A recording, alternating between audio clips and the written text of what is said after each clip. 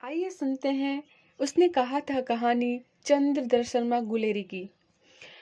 कहानी का प्रारंभ अमृतसर नगर के चौक बाजार में एक 8 वर्षीय सिख बालिका तथा एक 12 वर्षीय सिख बालक के बीच छोटे से वार्तालाप से शुरू होता है। दोनों ही बालक बालिका अपने अपने मामा के यहाँ आए हुए हैं।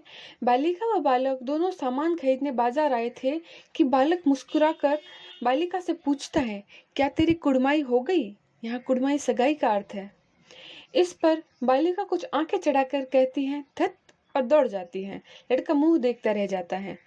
यह दोनों बालक बालिका दूसरे तीसरे दिन एक दूसरे से कभी किसी दुकान पर तो कभी किसी दुकान पर टकरा ही जाते हैं, और वही प्रश्न वही उत्तर।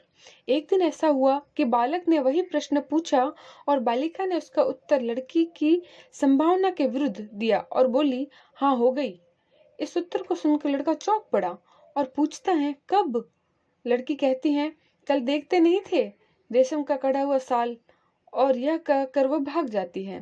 परंतु लड़के के ऊपर मानो वज्रपात होता है और वह किसी को नाली में ढकेलता हुआ तो किसी की छाबड़ी गिराता हुआ, किसी कुत्ते को पत्थर मारता हुआ, किसी सब्जी वाले के ठेले में दूध उड़ेल देता तो किसी के सामने आती हुई वैष्णवी से टक्कर मार देता और गाली खाता है। कहानी का पहला भाग यही नाटकीय ढंग से समाप्त हो जाता है। इस बालक का नाम था लहना सिंह और बालिका बाद में सूबेदारनी के रूप में हमारे सामने आती है।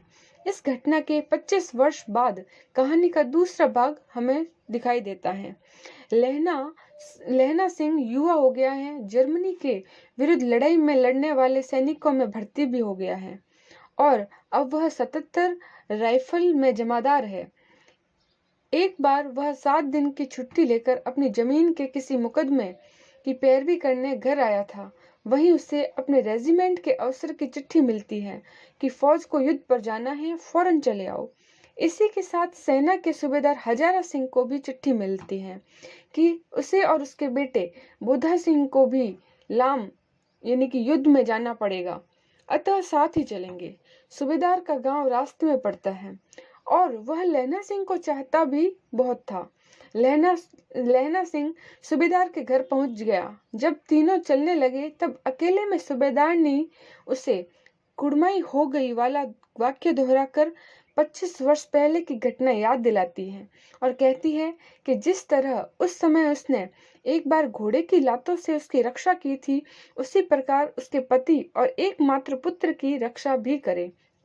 वह उसके आगे अपना आंचल पसार कर भिक्षा मांगती है। यह बात लहना सिंह को दिल को छू जाती है। युद्ध भूमि पर उसने सूबेदारनी के बेटे को और अपने प्राणों की चिंता न करके जान बचाई, पर इस कोशिश में वह खुद घातक रूप से घायल हो गया। उसने अपने घाव पर बिना किसी को बताए कसकर पट्टी बांध ली। इसी अवस्था में जर्मन सैनिकों का मुकाबला भी करता रहा। शत्रु पक्ष की पराजय के बाद उसने सूबेदारनी के पति और उसके पुत्र को गाड़ी में सकुशल बैठा दिया और चलते हुए कहा, सुनिए तो, सूबेदारनी को चिट्ठी लिखो तो मेरा मत्था टेकना लिख देना। जब घर जाओ तो कह देना कि मुझसे जो उसने कहा था वह मैं कर दिया। सूबेदार पूछता ही रह गया, उसने क्या कहा था? कि गाड़ी चल दी। बाद में उसने वजीरा से पानी मांगा और कमरबंद खोलने को कहा, क्योंकि वह खून से टार था तथा मृत्यु निकट होने पर जीवन सारी घटनाएं चलचित्र के समान घूम गई। अंतिम वाक्य जो उसके मुंह से निकला था वह था, उसने कहा था। इसके बाद अखबार में छपा कि फ्रांस और बेल्जियम 68 सूची मैदान के घावों से भरा नंबर 77 सिख राइफल जमादार सिंह। इस प्रकार अपनी बचपन की छोटी सी मुलाकात में हुई परिचय उसके मन में सूबेदारनी के प्रति जो प्रेम उदित हुआ, उसके कारण उसने सूबेदारनी के द्वारा कहे गए वाक्यों को स्मरण रख उसके पति व पुत्र की रक्षा करने में अपनी जान दे दी, क्योंकि उसने कहा था। आइए सुनते